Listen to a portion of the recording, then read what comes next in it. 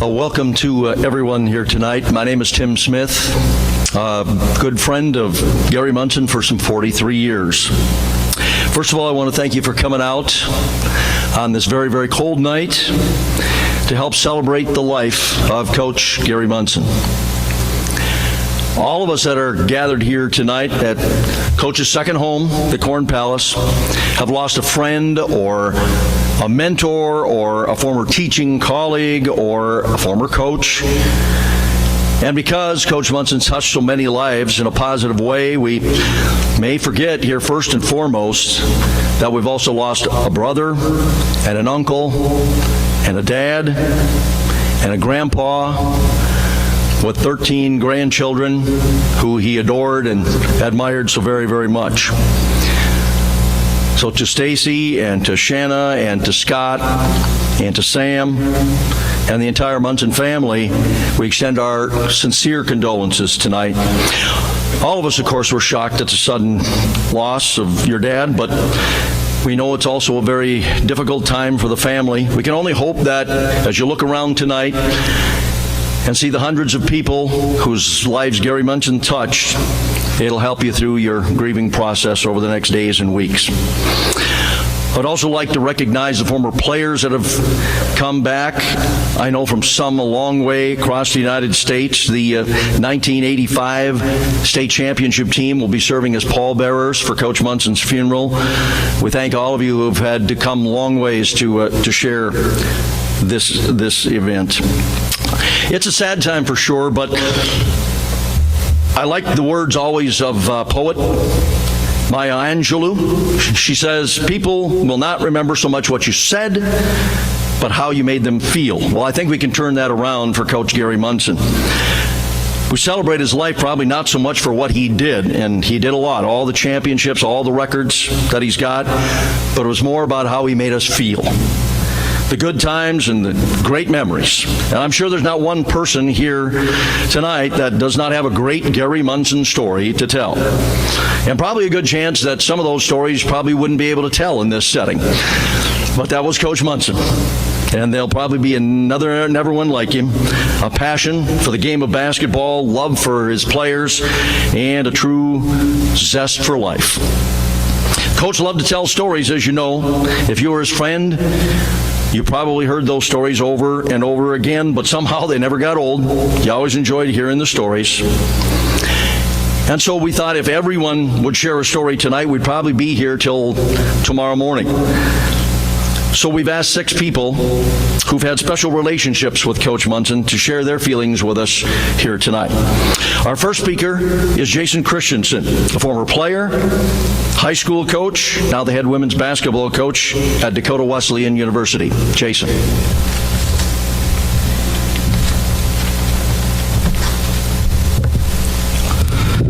Thank you, Tim.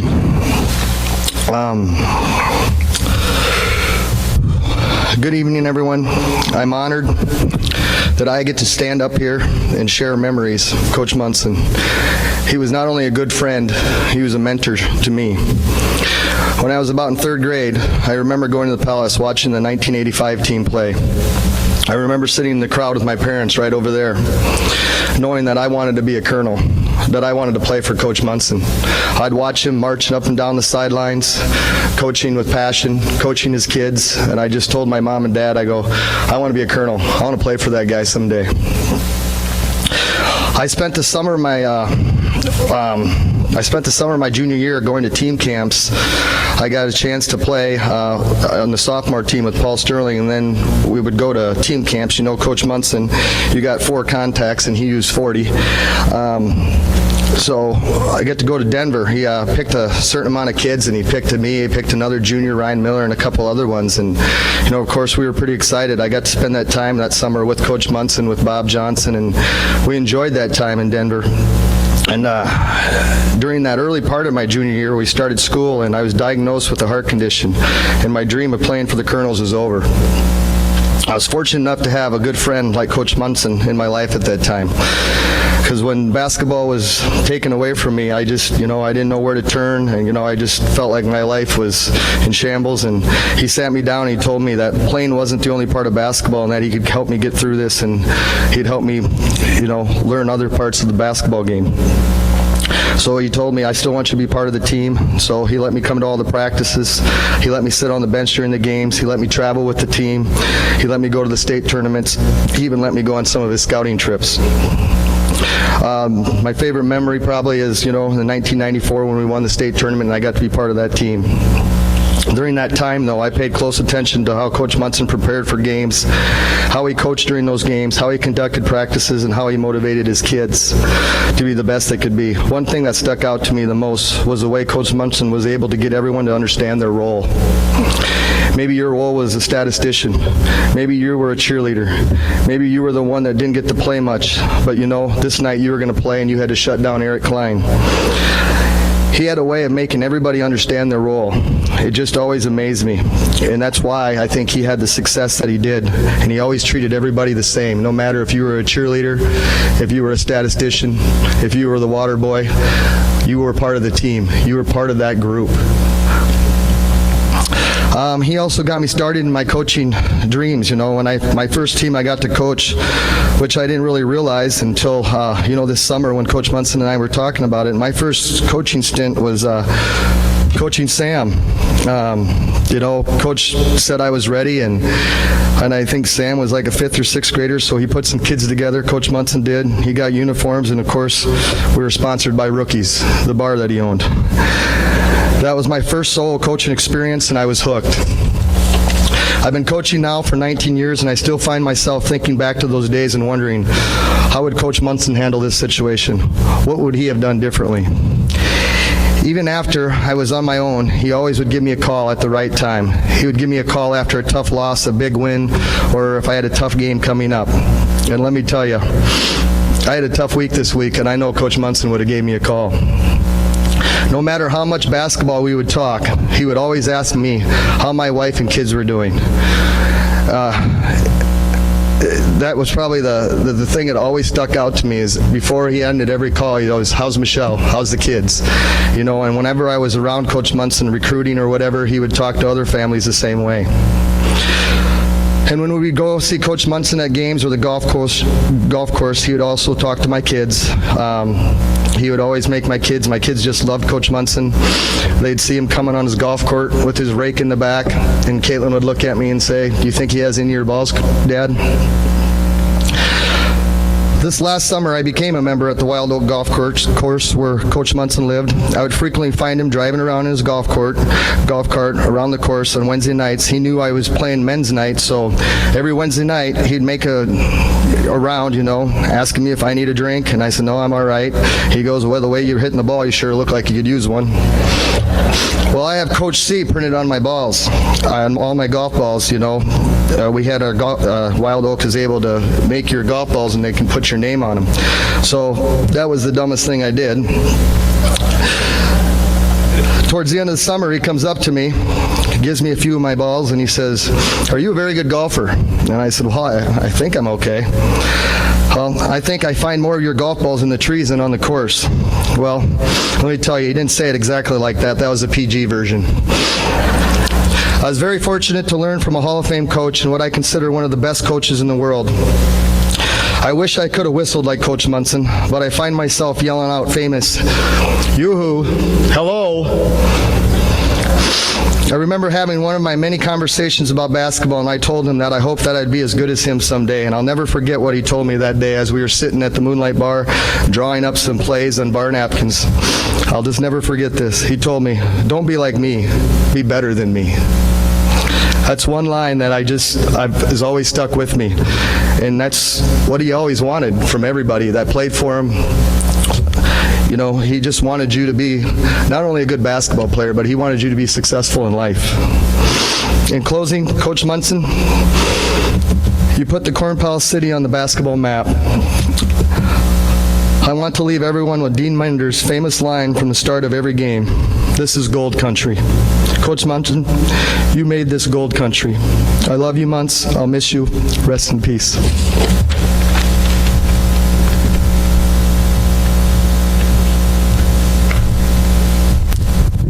Thank you, Jason.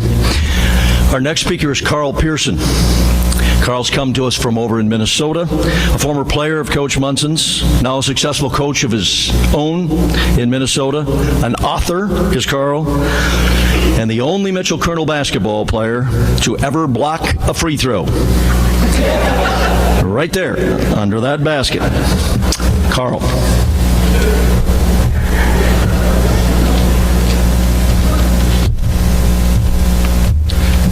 Kind of suspected that would come up. And I'll just tell you this real quickly. I only did that because I wasn't good at anything in basketball except blocking shots and fouling. I was pretty good at fouling, which is not necessarily a skill you want to have.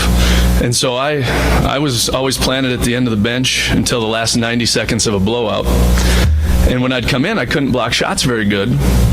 So I told Munsen, next time you put me in a game, I'm just going to goaltend. You know, that way I can jump up and really swat it away. And he laughed and he thought I was full of it. So when it happened, you know, I looked at the ref first, who was kind of confused after I did that. But then the next place I looked was Coach Munsen, because I was nervous. I thought he's either going to be mad at me or he's going to think this is funny. And he was over there going, he's laughing. And so I kind of wiped the sweat off my brow and I knew I was okay. Like everybody else up here, I'm very honored to be here today to help memorialize one of the greatest men that I have ever had the privilege of knowing. You're about to hear from some of the great players in Mitchell basketball history, but I am here to represent and speak on behalf of some of the worst. Because he valued us as much as the star players. And that's one of the things that made him so special. So I was not a very good basketball player, and that's why I can say with certainty that the things that you've heard and read the past few days about how Coach Munsen truly cared about all of his players, it's completely true. I'll expand on that more in a moment, but I have been a teacher and a coach in Minnesota for 15 years, and even well across the South Dakota border, I regularly encounter people that know about the legend of Gary Munsen. When they find out I'm from Mitchell, inevitably they ask about the Corn Palace, and then they ask, what was it like playing for Munsen? And then I'll quickly correct them and say, well, playing is probably not the right word. I was part of the team, but I didn't necessarily play for Coach Munsen. Although there are times that I have pointed out to people that I was the guy that Coach Munsen wanted on the floor with 1 minute left in the game, because that means we were up by 25 points.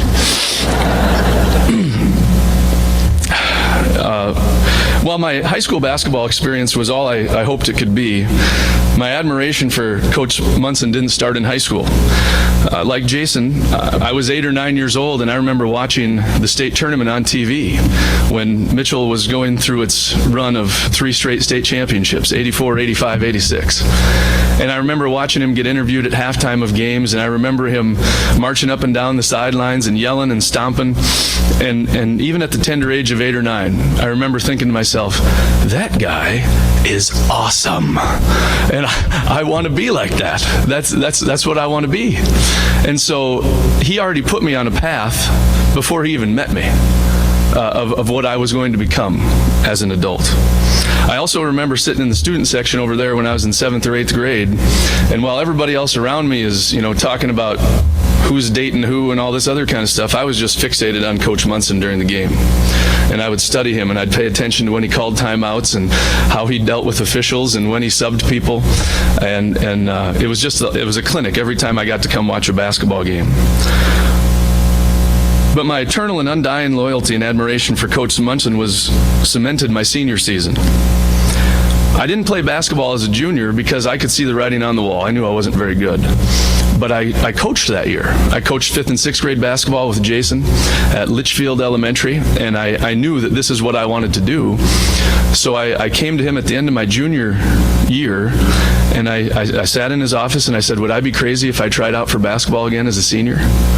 And I explained to him right away, I have no intention of playing. I will never complain about playing time. I just want to learn. I just want to learn from you so I can become the best coach that I can be. And I'm eternally indebted to him for allowing me to be part of that team and for allowing me to live out every little boy's dream. When you grow up in Mitchell, you want to play for the Kernels. And ultimately, you want to cut down the nets, and I got to do that. And again, I'll always be in debt to him for that. He taught me a lot that year, but perhaps the most important thing I learned was how to make every member of a program feel valued and important. Student trainers, statisticians, star players, bench players, he made us all feel like we mattered. And one of the ways I remember him making me feel valued, because there's no question I was the 12th guy on the team. I was far and away the worst player. But he would say, you know, a chain is only as strong as its weakest link. And that was pretty easy for me to translate. A team is only as good as its worst player. So when we won the state championship, one of my fondest memories in life was him giving me a big bear hug. And then when we stepped back from the embrace, I looked at him and said, you know, this state championship means I'm the best worst player in the state. Yes, I'll always be grateful to Coach Munsen for the way he modeled competitiveness and intensity, for the way he taught me to treat people, including refs. I learned a few things from him about that too. And above all, for the way he continued to care about me and my teammates, well beyond our time in uniform. You've heard people say the last few days how he continued to care for his players, but please allow me to offer a very recent example. My uncle Barry Martin was a member of the 1977 and 78 Kernel basketball team. Barry had been battling cancer, and he passed away about 2 weeks ago. Even though it had been almost 40 years since Barry played for Coach Munsen, Coach went to Sioux Falls to the funeral to be there for Barry one last time. When you were part of his program, you became a part of his enormous extended family. The school day was about to start on Tuesday morning when I found out Coach Munsen had passed away. I was immediately moved to tears at the loss of this man who had done so much for me and for so many others. I was still fighting back tears when students were walking in for the first class of the day, and it was really hard for me to talk. But I knew the students needed an explanation, so through my tears I managed to say, "A member of my family didn't die, but it sure feels like one did." While I made sure to tell Coach Munsen on more than one occasion what he meant to me, I will always be grateful for the opportunity to be here with you. So collectively, we can tell Coach one last time that we love him.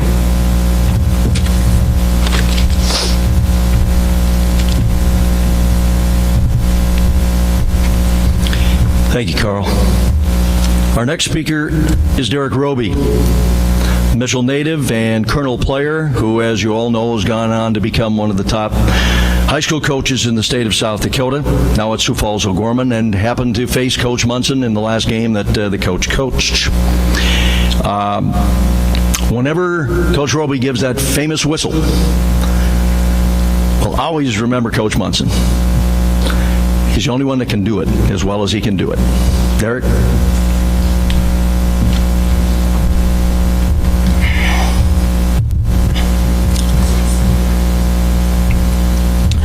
Let me begin by also saying I'm really, really honored to be here. I'm honored to represent past players and past students of Coach Munsen. I'm honored to represent the Mitchell community and all the coaches that are here and just the Mitchell fans in general. And, I'm not even sure I know Carl and Jason and I, we just, opened up by talking about how honored we are. I'm not even sure honored is the right word I should be using, because I'm fully aware of the magnitude of me standing up here in the setting. And quite frankly, I'd rather have the alternative. And it's not like we're receiving an award here. I get that. But you have to understand my setting in terms of what Munsen meant to me. I'm a coach, and I grew up obviously wanting to be like Coach Munsen.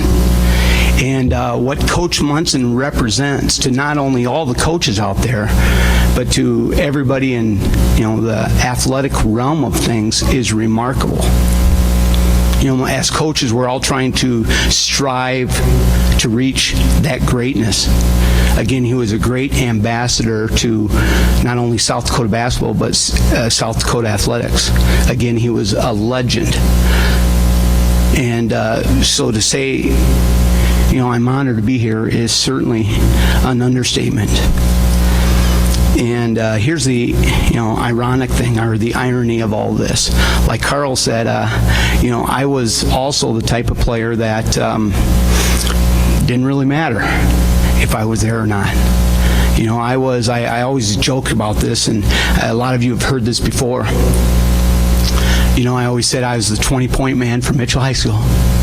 And everybody said, "You were that good? You scored 20 points for Coach Munsen?" No, I only went in when we were 20 points up or 20 points down. And I always joked about that. Munsen didn't need me. He didn't need me around on that 1983 team. But yet he had the knack of making you feel really, really special. I'll never forget the opportunity of getting that black and gold windbreaker jacket with your nickname on it that said you were part of this Mitchell community, this Mitchell basketball team. We all wore those jackets. All the players out here know what I'm talking about. We wore them on days like this, but it's what it represented. And he made me feel so special to be part of that group, even though, like I said, he could have very easily lived without Derek Roby, but he didn't. He wasn't afraid to chew my ass like some of those other star athletes. And I know I could have used a different vocabulary term there, but you guys know Muntz, and that said it politely, to be quite honest. He wasn't afraid to chew my ass, and his tough love was always evident.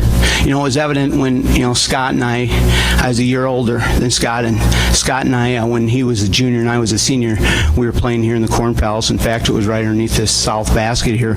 We were in the closing minute of that game. We were playing Pear, and Pear was really good that year. Or Pear won the state tournament the year before. And we were playing in the closing minute of the game, and something happened. I know, I'm just not going to say it because it's kind of embarrassing, but Coach or Scott Munsen and I are not playing up to par, to say it politely. And we go in the locker room after the game, and everybody's hooping and hollering. We just beat Pear, and Coach Munsen comes flying in the locker room, and Roby, Scott, get over here. So he pulls us into what is now the athletic training room back here. And he has words with us, and tells us in so many words that, again, keep in mind, this was the closing minute of the game. And he told us in so many words that, that's obviously not his style of basketball. And if we're going to be in that last closing minute, it's certainly, he still expected a certain level of expectation that we weren't meeting. And we got the message loud and clear on that particular evening. And the butt chewings didn't stop with me as a player. Again, I've had the opportunity to coach against Coach Munsen for multiple times. Him and I were both the head girls basketball coach and head boys basketball coach the same years. I was up in Aberdeen for a number of years, and I was the head girls coach at Aberdeen Central along with the head boys coach, so we crossed paths multiple times. And I'll never forget, I don't know how many years ago it was, but we were playing in a district championship in the girls basketball season up in the Aberdeen Civic Arena. And it was a really close game. Both of us had really good teams, and in the closing minute, maybe about 4 minutes left of the game, Coach Munsen called a timeout, and as the players filtered back onto the floor, my assistant coach said to me, he said, "Hey, Coach Munsen took out all his starters." So I kind of looked down at Coach Munsen, and yeah, he took out all his starters. He had all his role players on the floor. And again, whenever you're playing against Coach Munsen, you never outcoached him. So I thought, yeah, I know what's going to happen here. he's going to want me to pull my players, and he's going to put in all the studs again, and this is going to be over. And like I said, we were winning the basketball game by about 10, so I was really cautious on making substitutions. And as it turned out, I didn't sub him quite as fast as Coach Munsen would have liked me to sub him, because after the game, he came up to me in his bear hug ways, and he said, "Coach Roby, just so you know, what comes around goes around, and we're going to kick your ass with the boys on January 19th when I come back up here." And just let me add right now that he was a man of his word. Coach Munsen taught me life lessons. The hard work, the dedication, the passion for the game, goal setting, all of those things. You know, I just had an opportunity to talk to Coach Munsen over Christmas. Our conversation went from hoops and our basketball team to his family and my family. He was always first to start talking about and asking about my son Alex and my wife Kim. Then we would move on to his family. He was so proud of his kids and his grandkids. And the bulk of our conversation over Christmas was about that. Tuesday morning when I got the text message from a classmate of mine, Chris Lawson has texted me, and he said, "Hey, we got sad news coming out of Mitchell," and I was driving to school.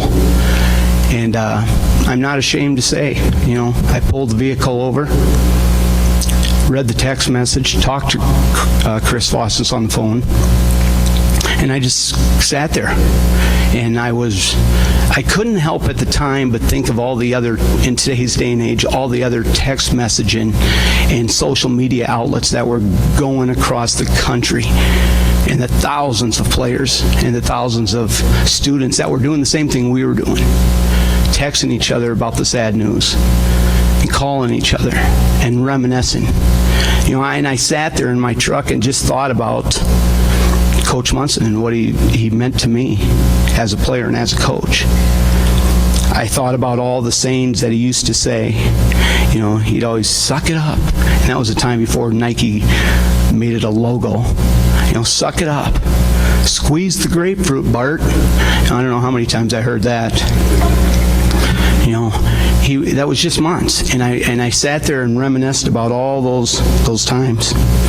And I couldn't help but thinking the impact that he's had on so many, and the amount of text messages and Facebook outlets that were being spread throughout the country that day. In closing, my condolences to the Mitchell community. My condolences to all the past players and athletes and students that have played and been a part of Coach Munsen's life. You know what? I want to especially give my condolences to his family. We lost a great teacher. We lost a great coach, a great friend, and for me, we lost a great mentor. Like one of the Facebook quotes said, "We're going to miss Coach Munsen, but we'll never forget him." And I can honestly tell you this, that I'll never walk into this Corn Palace again, or I'll never go to the scoreboard across the street again without thinking about Coach Munsen and what he meant for me and the impact he had on my life. Thank you.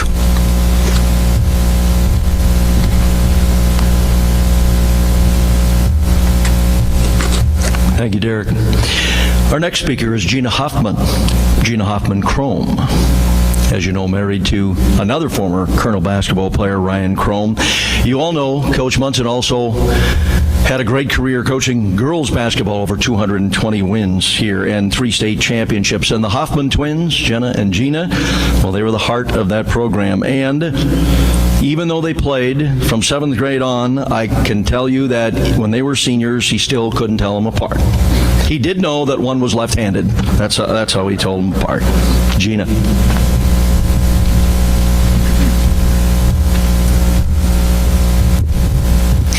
Thank you, Tim. All of Coach Munsen's basketball teams, both boys and girls, had a lot in common. They were all well prepared, they always played together, and they played hard for 32 minutes.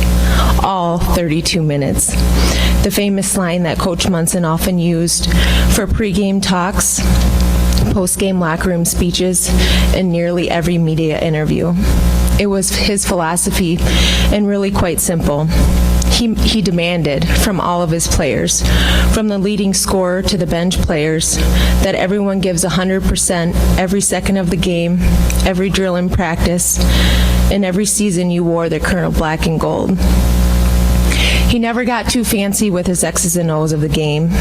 In fact, I'm sure every Munsen coach basketball player in attendance could still run 14, flex, and shuffle exactly the way our coach instructed us to execute it.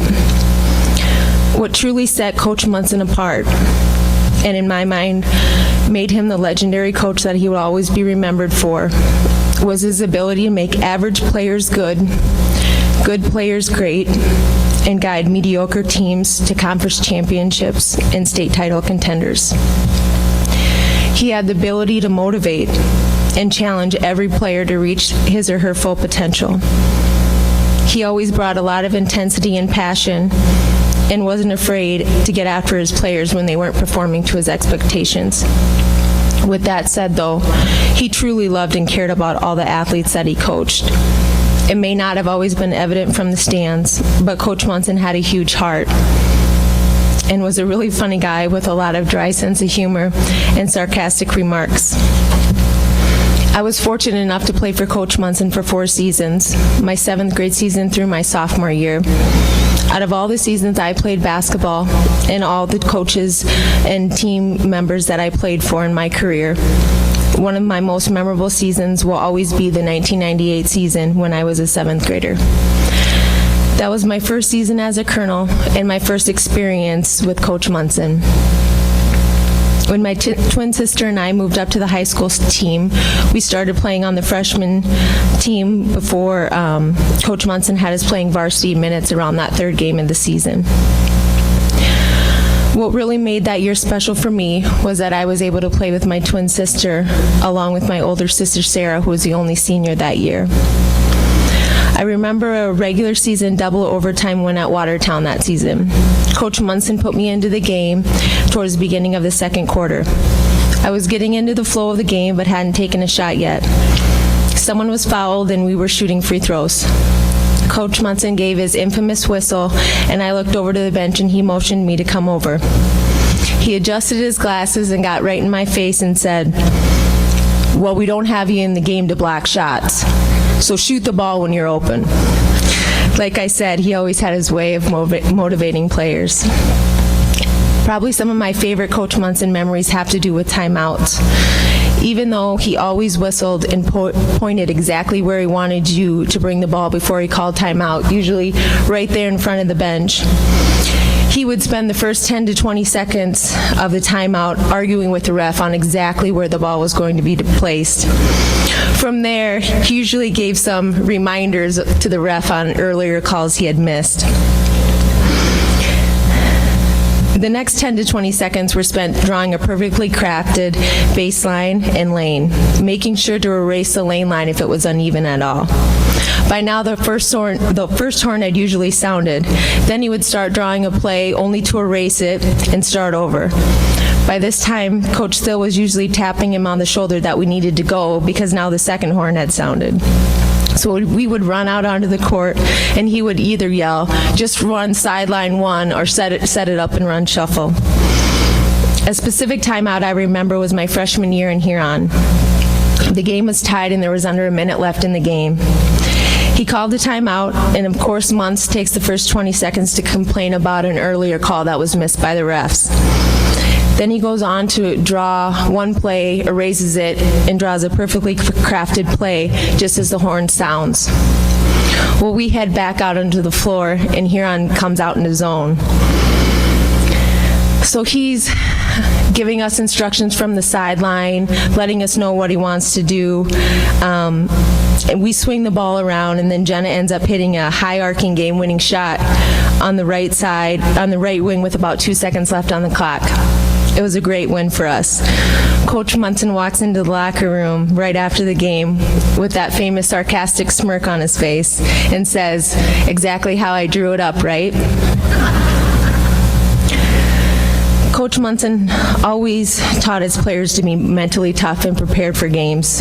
You didn't need that perfect play to win the game. He had already prepared you over and over again in practice and how to execute and always trust your teammates. Unfortunately, I was never able to win a state championship with Coach Munsen. We were runner-up my freshman year and had an undefeated season my sophomore year heading into the state tournament. We were upset in the semifinals. The following year, the season switched, and Coach Munsen continued to coach the boys program, and Coach Deb Thill took over the girls that year. That 2003 season, we did bring home a state championship. Although Coach Munsen wasn't our head coach, he was extremely supportive and spoke at our welcome home on just how proud and happy he was for us. That was just the kind of guy he was. He didn't expect any special recognition or rewards in his career. He truly had a love for the game and cared a lot about his players. He enjoyed seeing them successful after high school as well. I know Ryan and I will sure miss seeing him at the Corn Palace or running into him around Mitchell. He was always ready to give you a big bear hug and ask you how you and your family were doing. Gary Munsen impacted many athletic careers, but more importantly, he touched hundreds of lives. I speak for my husband Ryan, myself, and our families when I say, thank you, Coach Munsen, for helping shape us into the people we have become. It was an honor to play for you and know you throughout the years. I want to send my deepest sympathies to his family, which he loved and was very proud of. Coach Munsen, you will be missed, but never forgotten. Thank you.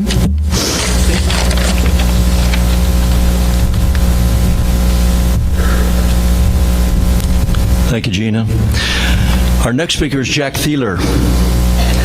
Beginning in the 1980s and the 1990s, and continuing through probably 30 years, there were a couple of guys, Jack Thieler and Dale Thomas, who we like to call Munsen's Mafia.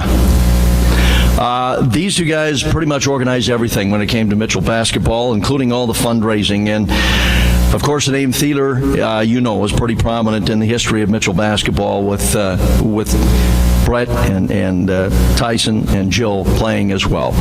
Jack.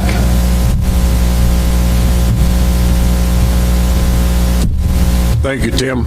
The statute of limitations is run on that mafia comment, so I can't be prosecuted. I want to speak about the honored Gary Munsen from the community standpoint, specifically, and just generally representing the many parents of the students and the athletes that Coach Munsen coached.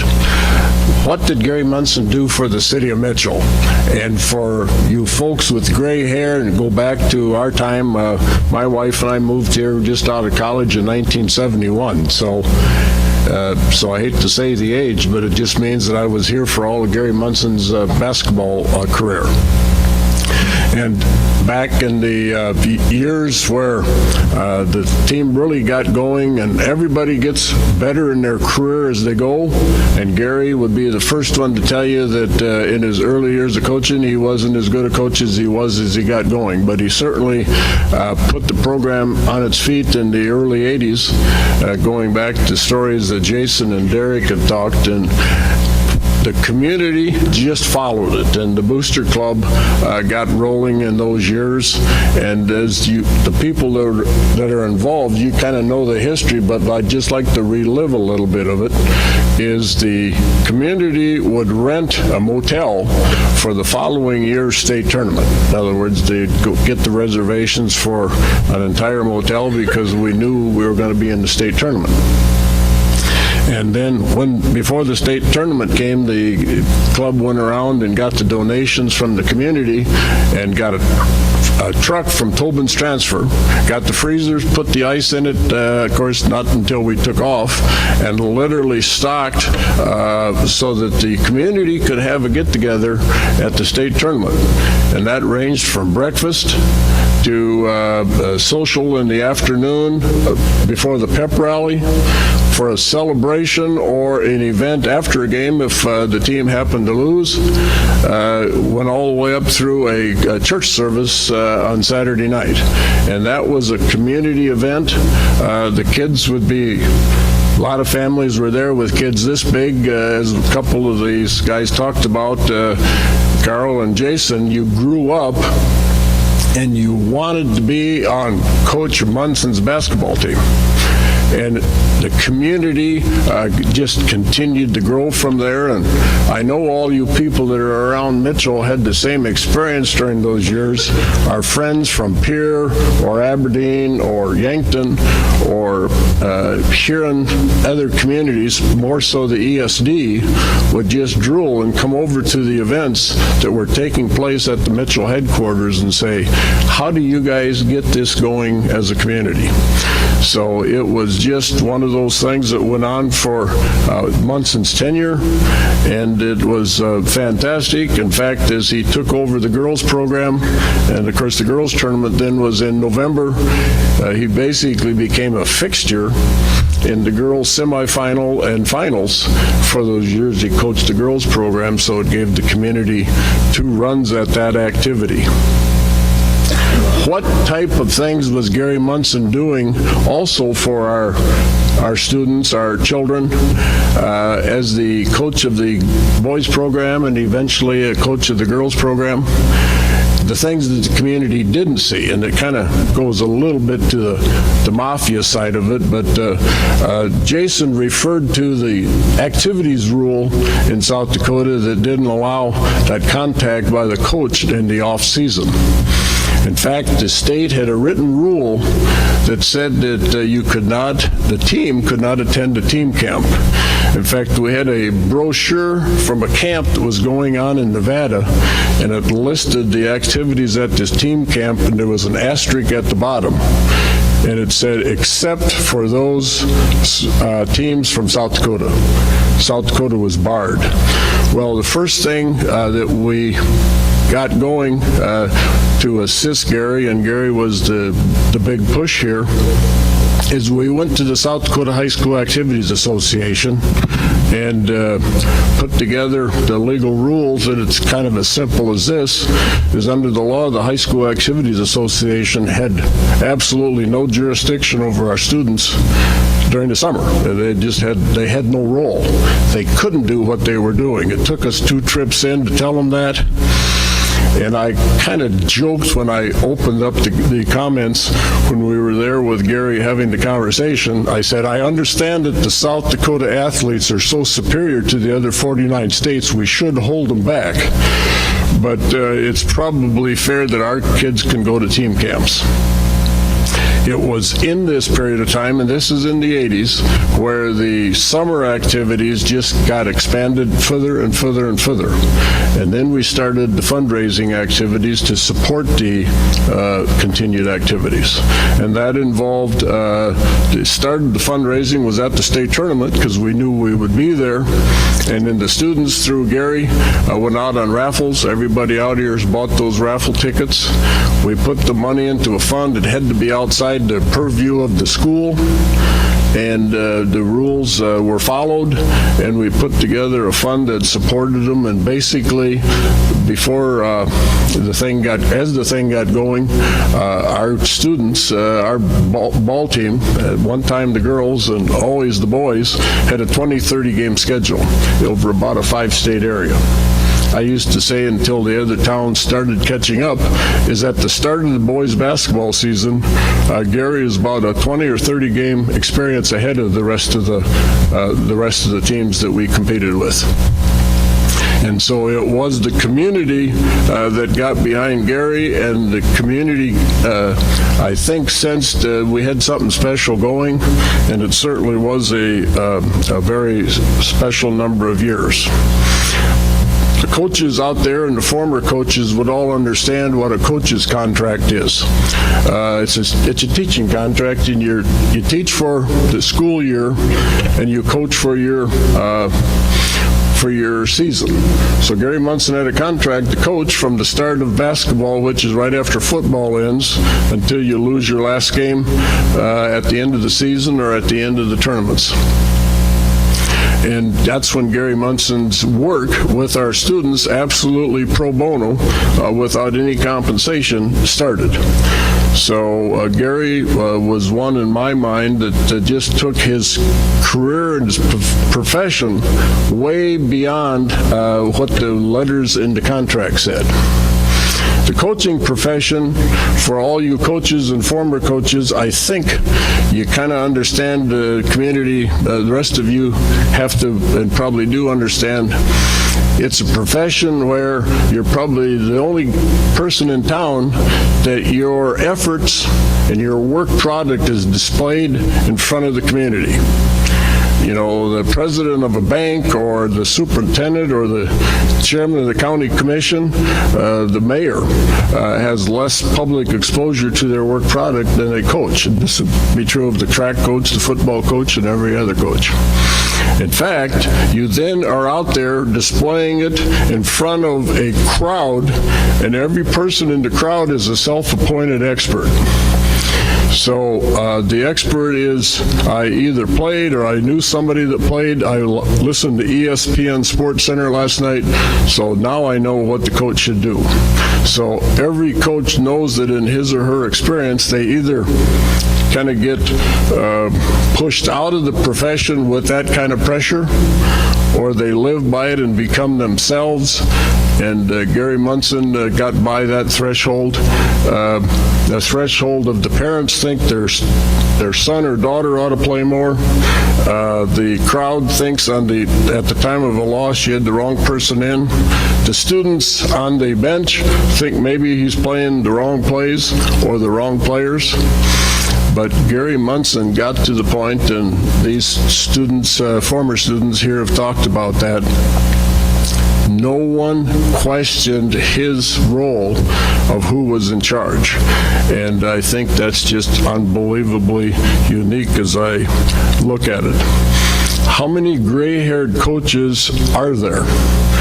In other words, we had Gary Munsen till the end of his career because he passed up the things that many coaches, obviously in their experience, they become administrators, they have career changes, they have career positions, they go into business, and particularly successful coaches go on to other jobs.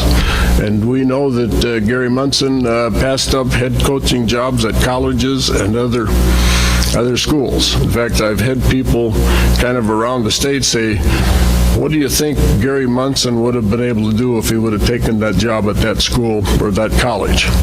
And I always say, well, he took over our girls program and it immediately rose to the top of the rung. So I think he would have done the same at any other place, but he dedicated his life and his career to the Mitchell community and to the students at Mitchell High School. And for that, I hope that I know the community is forever grateful. And I know, speaking for all of those parents out there, as we are, we're extremely grateful for what Gary did to us, did for us, and gave to this community. I want to especially thank the Munsen family. When you have a father as a coach, you're hearing all about this family, his extended family. I know he gave up countless hours of time that could otherwise have been family. And so we thank you for having allowed your father, as you were growing up, to be what he was to all these people. When you have a name that is recognized as one word, if you're in entertainment or in sports, you've arrived.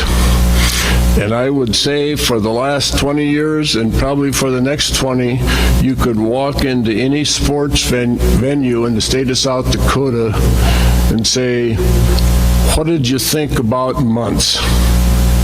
And no one would ask you, who are you talking about? So he arrived, and everybody up here has referred to that, and it's been in the articles in the newspaper. You'd go someplace and everybody wanted to know how Muntz is doing, particularly after retirement. You sometimes have to pass away and get to the point where now they're appointing your legacy to say, was that a dynasty? Gary Munsen's run in Mitchell High School created a dynasty. It takes a long time to be one. When a town or a school or a team has a couple wins or 3 wins or 4 wins over a series of years, that's a good run. When you do it over and over and over with a second generation of students from the same place, that's a dynasty. So, Coach, thank you for giving this town of Mitchell a dynasty.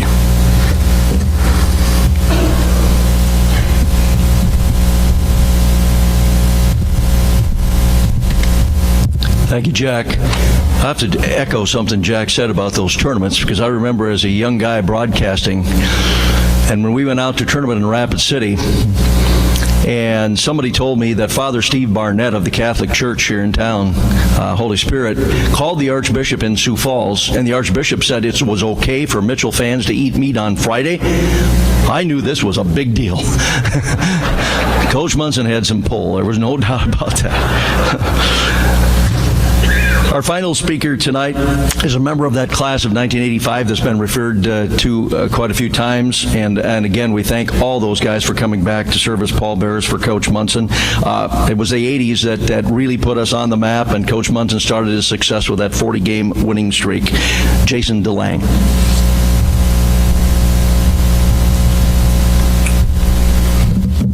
Thanks, Tim, and thanks to everybody that's here. I'd like to start by thanking Coach Munsen's children for sharing Coach with us. Stacy's a spouse, a military spouse, and she knows what selfless service is all about and being selfless. And these kids have given their father to this community and to all of these players, both boys and girls teams. And I so much thank you for sharing months with us.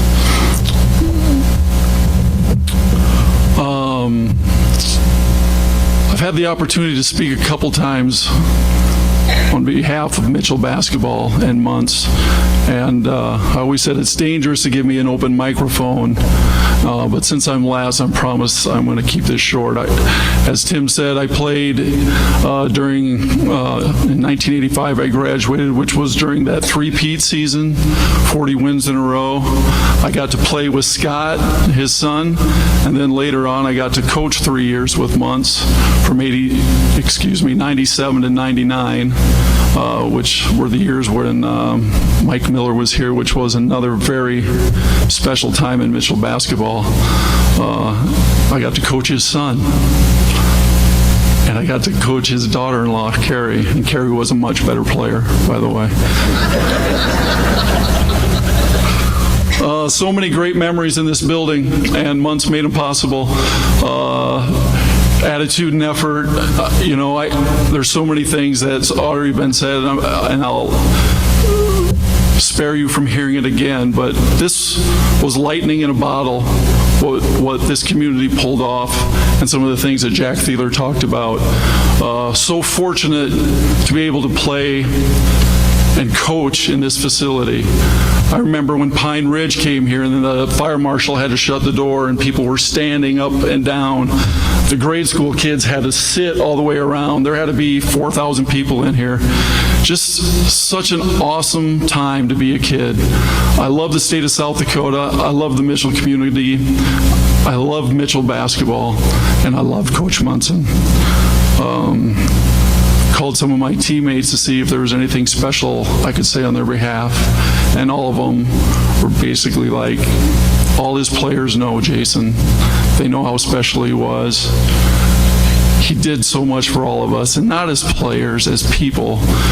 being in the military now and trying to figure out leadership, I always think of Munsen, how did he do it, and it's something you can't teach. It's just something he was so honest about himself and how he could relate to kids that is truly special, and I'm just so grateful to be around it.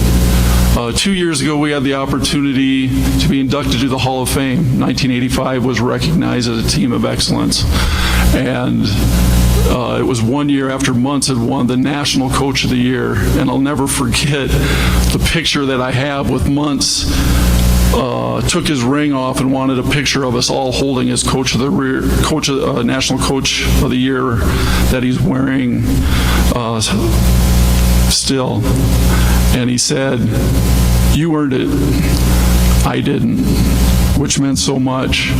So on behalf of the coaches, I know that Coach would want me to thank all the people that made Mitchell basketball. He was our leader, but so many coaches, and it started in the 7th grade. Mitchell basketball didn't start. It started with great parents bringing their kids here. It started with 7th grade, running and running. Remember Coach Rammel in my day, Coach Larson, Timmer. Coach Timmer. I got a coach with Coach Timmer too. I love that man. Just great role models. But it didn't stop there. It was the community. It was everybody. I remember after Skinny graduated, the cupboard was going to be bare, right? How many times did we hear in Mitchell, oh, it's going to be a down year in Mitchell? And we were playing for the state championship a year later with, I ran into Tony. I don't know if Tony's still here tonight. Tony Young, Coughlin. Great kids. They just would run through a wall, and Muntz had the ability to do it. Again, attitude, effort, things we've heard many, many times. But I'd have coaches, how does Munsen do it? How does he do it? And I always answered it the same. The things that make any of us good in our jobs is what Muntz did. He worked harder. He put in more time. He just kept it simple. He worked harder, put in the time, attitude and effort, some things that he always preached. Again, some of the thanks, and it's been echoed, whether you were a statistician, whether you were Lori Schmidt keeping book, he made everybody feel special. I remember my job going on the road was to make sure we had enough seats because of the entourage of coaches, trainers, doctors, statisticians. I'd be like, we need 25 chairs. They'd be like, 25 chairs?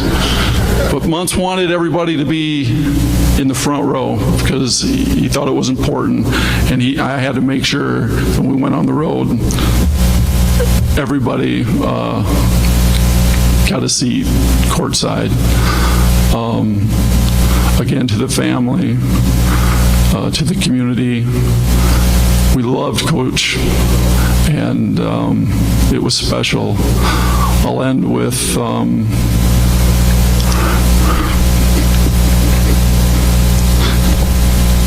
my son Jake's a senior. He wants to be a coach, and I just hope that he knows how special of a profession that is. Muntz, you were the best. I love you.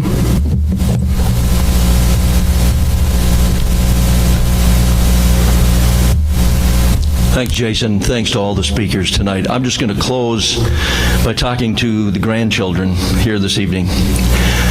I know a lot of you didn't get a chance to share a lot of these memories you've just heard about your granddad, but I hope you'll remember and take with you what a great man he was and how many lives that he touched, and be proud of that, and look back at it as you grow. And if you can emulate your life and touch as many people as he did, he'd be so proud of you as he is. Coach Munsen, we love you. We'll miss you. We'll never forget you. And that concludes our formal program for this evening. Now, if there were some of you that were not able to come up and extend your condolences, you surely can do that when we're concluded tonight. But the Munsen family does invite all of you to share in the funeral services for Coach.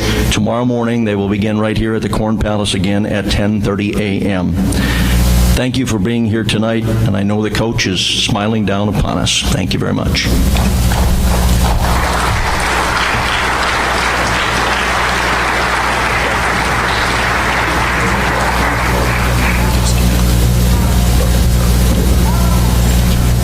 Thanks, Jack. Thanks, Tim. Appreciate it. Carol, thanks. You guys.